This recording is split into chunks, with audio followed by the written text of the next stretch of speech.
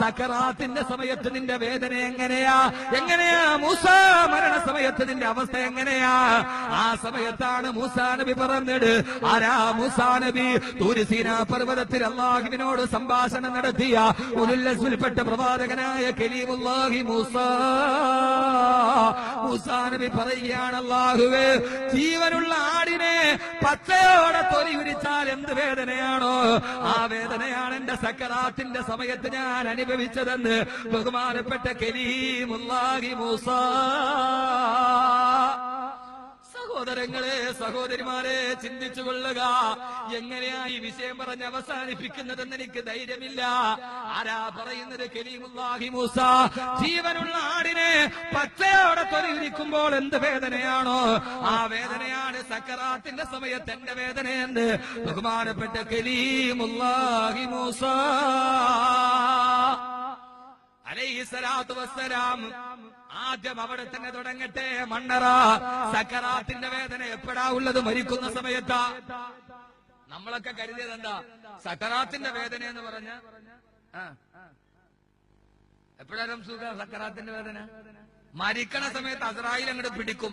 തൊണ്ടേന്ന് അങ്ങോട്ട് വിട്ടു കഴിഞ്ഞാൽ പിന്നെ തീർന്നു. തൊണ്ടേന്ന് വിട്ട അങ്ങനെ സക്കറാത്തിന്റെ വേദന. ഇതാ ഞാൻ പറഞ്ഞ, അറിഞ്ഞതുണ്ട് അറിയാത്തതുണ്ട്, അറിഞ്ഞിട്ടും അറിയാത്തത് പോലെ നടക്കണമുണ്ട് വിഷയത്തിൽ. നമ്മുടെ വിചാരം എന്താണെന്നറിയോ?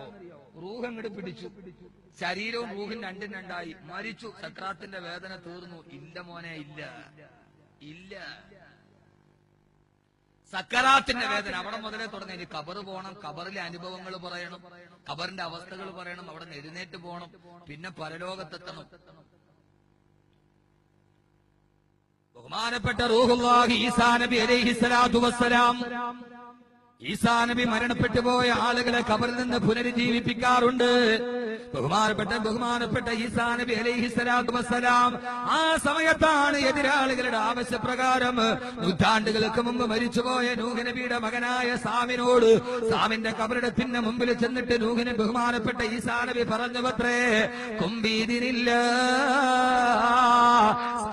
ഖബറിൽ നിന്ന് എഴുന്നേൽക്കുക. ഈസാ നബി റസൂലുള്ളാഹിക്ക് 500 വർഷം മുമ്പ് വന്ന പ്രവാചകനാണ്. നൂഹ് നബി പ്രപഞ്ചത്തിന്റെ ആദം നബിക്ക് ശേഷം വന്ന് അടുത്ത കാലത്ത് വന്ന പ്രവാചകനാണ്.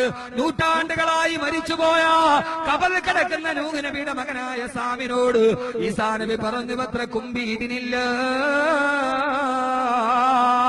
സാമേ എഴുന്നേൽക്കുക.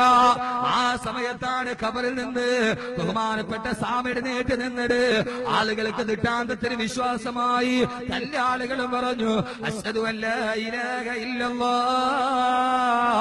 വ ഈസാ റൂഹുല്ലാഹ്.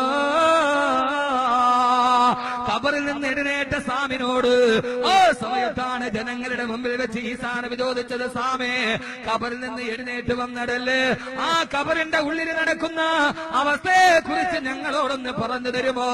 ഈ സമൂഹത്തിനൊരു മാറ്റമുണ്ടാകട്ടെ.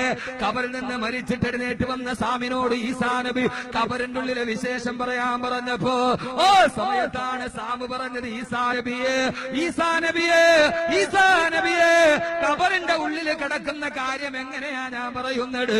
സ്വന്തം തൊണ്ടക്കുടിയിലേക്ക് വിരൽ ചൂണ്ടിയിട്ട് സാമ് പറഞ്ഞു അത്രേ, എന്റെ സക്കറാത്തിന്റെ വേദന ഇതേവരെ തൊണ്ടക്കുടിയിൽ നിന്ന് പോയിട്ടില്ല. സക്കറാത്തിന്റെ വേദന തന്നെ ഞാൻ അനുഭവിച്ചു തീർന്നിട്ടില്ല.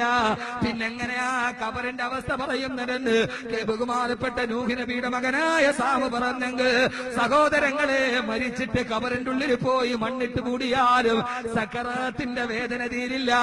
ഖബറിലെ ശിക്ഷ എന്താണെന്നറിയോ? ആ ഖബറിൽ കിടന്ന് സക്കറാത്തിന്റെ വേദന അനുഭവിക്കണം, അതോടൊപ്പം തന്നെ ഖബറിലെ ശിക്ഷയും അനുഭവിക്കണം. അല്ലാഹുവേ, ഞങ്ങൾ പാവങ്ങളാണ്. അല്ലാഹുവേ, ഞങ്ങളുടെ ഖബർ ജീവിതം നീ നന്നാക്കി തരണേ അല്ലാഹ്.